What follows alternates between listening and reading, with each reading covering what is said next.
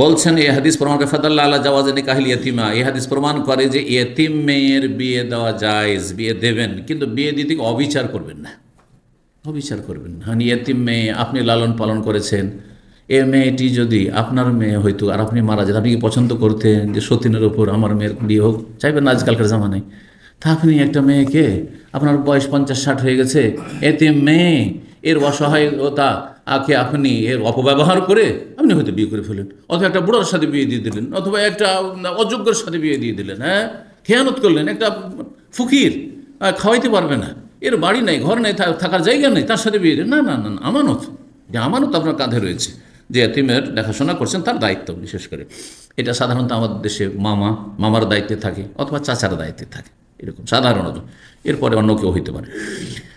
তো জায়েজ, তাহলে ইয়াতিমের বিয়ে দেওয়া জায়েজ। আলিহাদুল কোরআন, আর এরই প্রমাণ কোরআনিক সূরা নিসাতে রয়েছে। জি, ওয়াইন খিফতু আল্লাহ তুকসিতু ফিল ইয়াতাম ফানকিহু মা তাবা লাকুম মিনান নিসা মাসনা ওয়া সুলাসা ওয়া রুবা'। ইয়াতিম মেয়েদের বিয়ের কথা কোরআন কারীমে রয়েছে। আর নবী সাল্লাল্লাহু আলাইহি ওয়াসাল্লাম আরেকটি হাদিস সুনানুল কিতাবাদিতে রয়েছে কি, লা নিকাহা ইল্লা বিওয়ালি, অভিভাবক ছাড়া বিয়ে হয় না, অভিভাবক ছাড়া বিয়ে হয় না। একটা মেয়ে একটা ছেলে প্রেম হইল, আর তারপরে দুইজনে উদাও হয়ে গেল বাড়ি থেকে, আর গিয়ে কোনো বাড়িতে আত্মীয়র বাড়িতে গেল, আর ওখানকার লোকেরা বিয়ে পড়িয়ে দিল। হারাম, বিয়ে, বিয়ে হবে না।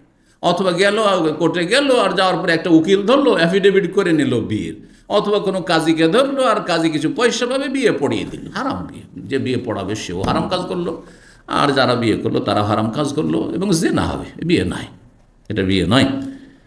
লা নিকাহা ইল্লা বিওয়ালিন, এই ক্ষেত্রে নবী সাল্লাল্লাহু আলাইহি ওয়াসাল্লাম কথা বলেননি যে ওলি ছাড়া বিয়ে হয় না যদি কুমারী হয়, আর যদি সাবালিকা হয় অথবা অকুমারী হয়, তালাক প্রাপ্ত হয়, বিধবা হয়, তাহলে সে নিজেই বিয়ে বসতে পারবে। যেমন হানাফি মাযহাবে যদি সাইয়্যিবা হয়, অর্থাৎ অকুমারী হয়, তাহলে নিজের বিয়ে নিজে বসতে পারে।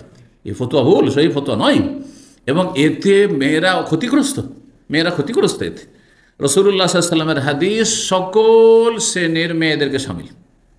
লা নিকাহা ইল্লা বিওয়ালিয়িন, অভিভাবক ছাড়া কোনো বিয়ে হয় না, লা নিকাহ হয় না। যেমন লা সালাতা লিমান লাম ইয়াকরা বিফাতিহাতিল কিতাব, যে সূরা ফাতিহা পড়ে না তার নামাজ হয় না, নামাজ বাতিল, লা ইনাফি জিন্স। ঠিক ওইরকমই এখানে বিশুদ্ধতার না করা হয়েছে, নিকাহ বিয়ে শুদ্ধ হয় না ওলি ছাড়া। জি।